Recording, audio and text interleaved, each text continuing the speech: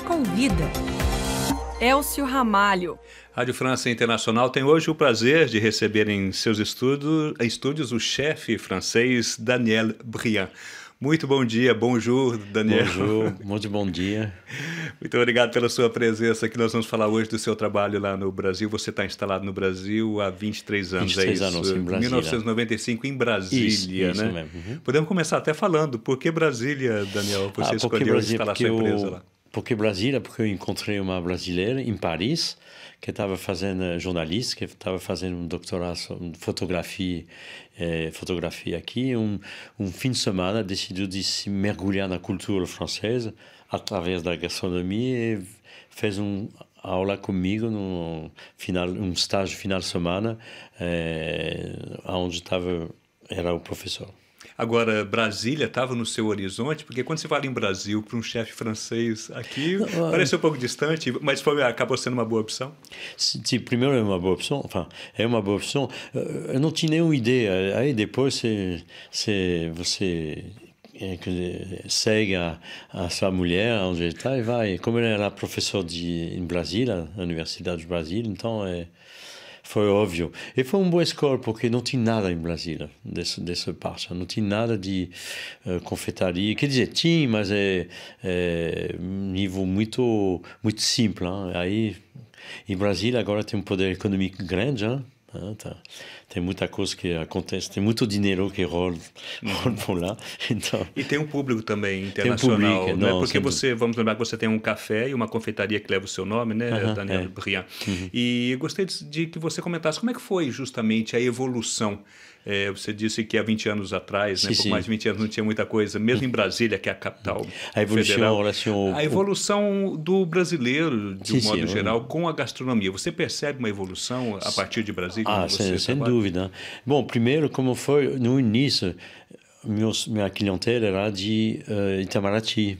A maioria, os jornalistas, etc. A mulher era dentro do meio jornalista, então, Itamaraty, jornalista. Então, pessoas que viajaram e conheci, porque quando eu comecei, as pessoas falavam assim: puxa, você está fazendo uma torta pequena e está vendendo o mesmo preço que essas tortas grandes que a gente tem uma coisa errada. Hein? Então, as pessoas que entendiam só isso. Aí depois começa a descobrir, começa a gostar. E realmente, como eu falo em português, sou suspeito, mas está funcionando muito bem. A gente conseguiu fazer nosso próprio espaço 2 anos depois, no início. Hein? A gente tem um espaço maior, que realmente é o visual que a gente queria. E está funcionando bem, e não só está funcionando na minha loja, mas tem muita gente que está abrindo. Agora, Daniel, você teve que adaptar o seu trabalho, porque você trabalha basicamente com a pâtisserie, né? A confeitaria francesa, que é uma confeitaria bastante fina, que tem pouco açúcar, por exemplo, né? E o paladar brasileiro é muito açucarado, né? Você, de uma certa forma, teve que adaptar um pouco do seu trabalho para o público brasileiro ou não? Não. E olha só, quando ela dá uma aula de confeitaria aqui na França, eu sempre procurei colocar cada vez menos açúcar, cada vez menos gelatina. E quando a gente abriu lá em Brasília, a decisão que a gente tomou é: vamos fazer desse jeito. E foi o que deu sucesso para a gente também. Porque tem muita gente que estava começando já há 20 anos atrás a procurar uma confeitaria menos doce. Eu me lembro, só um exemplo assim, eu me lembro que quando eu comecei, meus fornecedores falaram: pô, você está comprando muito pouco açúcar, aonde você compra açúcar? Como a gente, você compra açúcar? Eu falei: não é isso não, é porque eu uso pouco. A manteiga, por exemplo, você teve dificuldade com a manteiga? A manteiga, no início, não tinha manteiga sem sal. Em 93, 94, que eu passei um ano antes, não tinha manteiga sem sal. Então, era complicado. Mas quando você começa a criar um mercado, então o mercado vem aí. Agora tem muita manteiga que são feitas artesanalmente, que são feitas mais industrial também. É muito bom, cada vez melhor. Você chegou a dizer numa entrevista que o brasileiro tem mais paladar para o salgado do que propriamente para o doce, né? Você acha que esse paladar está evoluindo para a confeitaria?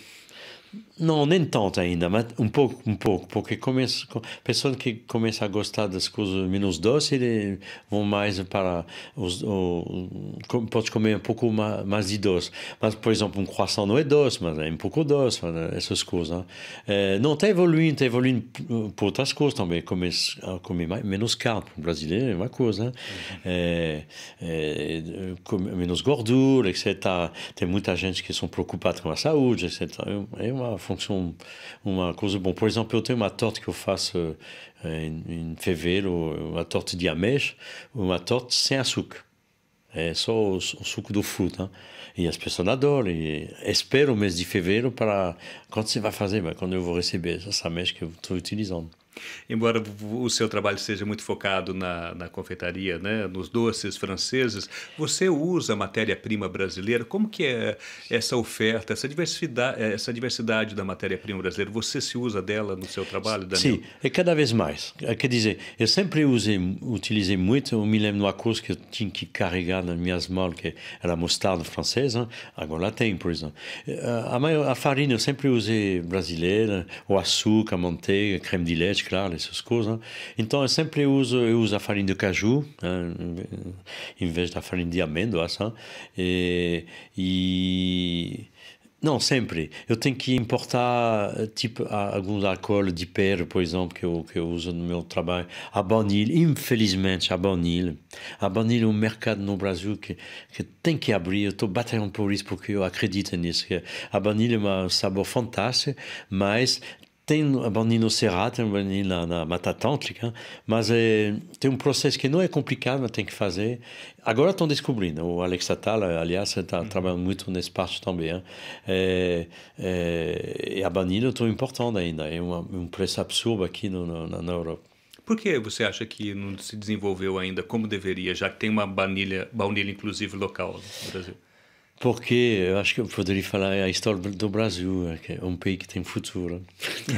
Não, mas é bom porque está evoluindo, mas realmente, quando eu pessoalmente moro no Brasil, eu adoro os brasileiros, e não vai muito na frente. Tem muita coisa que pode ser muito rápido, muito bem feita. Às vezes tem coisas que vão rápido, mas eu não sei, falta uma coisa, porque o povo brasileiro é tão legal, mas a sociedade brasileira é complicada. Não ajuda a crescer bastante. É um pouco triste. As pessoas veem sempre a curto prazo, não investem no meio prazo. Uhum. Em relação à formação, Daniel, como que é formar as pessoas para trabalhar na confeitaria no Brasil? Você tem uma certa dificuldade em recrutar, por exemplo, pessoas para trabalharem no setor que você desenvolve? Não, é muito simples. Quando eu cheguei lá, não existia a formação de confeiteiro. Tinha o Senac, que existe, cozinha, etc. E um pouco de formação de doce assim, mas não existia.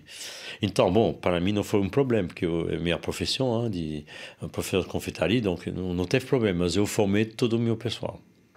Todo. E agora, quem está formando os outros são as pessoas que eu formei. Dentro da minha própria confeitaria. Não existia formação de confeiteiro. Agora está começando, mas não é muito... O que tem lá é escola particular. No IESB, no Cordon Bleu, etc. Aí eles formam. Só que eles formam pessoas falando que daqui a 2 anos vão ser chefe. Porque a confeitaria, a cozinha agora, até aqui também, virou glamour. Né? Vou ser confeiteiro. É um trabalho muito legal, mas muito duro. Tem que ralar muito, realmente, para conseguir as coisas. Aí as pessoas que entram nas aulas desse e pensam que depois de 2 anos vão ser chefe, tem muita desilusão. Porque não é assim, né?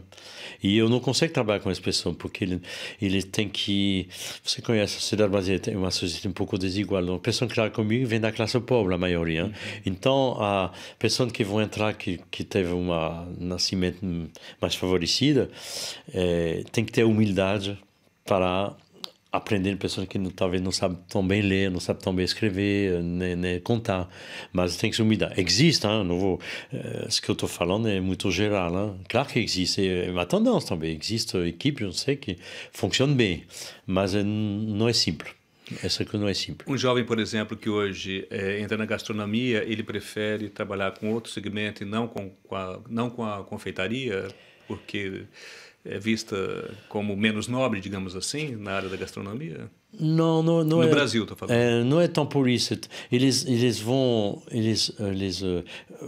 fazem uma aula de confeitaria e vão ser chefe de confeitaria. Ok, vão ter papai e mamãe que vão pagar que vão ajudar ela a montar a loja, etc, etc.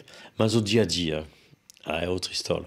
E acontece muito isso, não só na cozinha também. A pessoa monta uma coisa ali já, a loja é magnífica, já tem um visual especial, aí funciona porque chamou um chefe que precisava, ajuda, e depois 6 meses começa a entrar na realidade, os problemas, o chefe vai embora porque não teve um problema, não sei o quê. Um exemplo, negativo, um exemplo.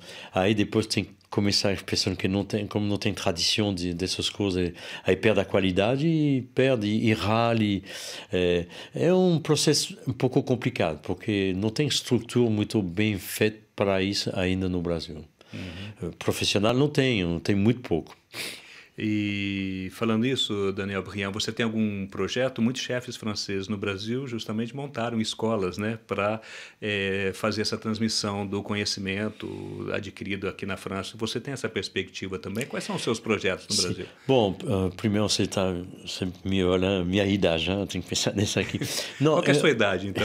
67. 67. Eu não tenho esse projeto, nesse caminho.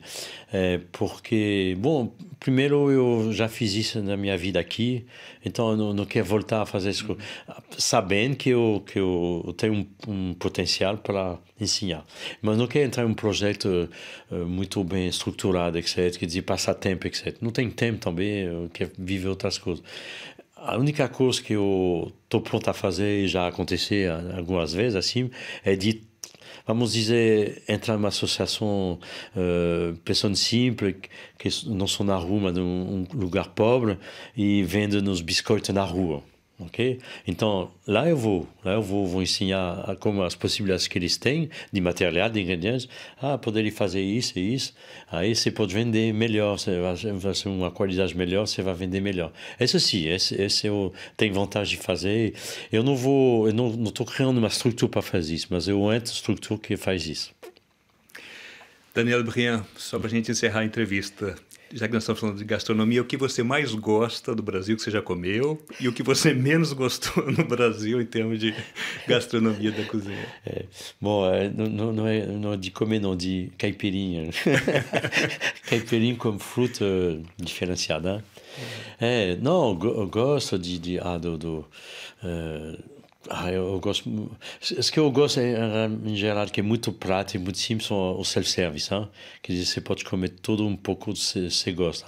Mas a carne brasileira é bom, é bem feita, essas coisas, mandioca.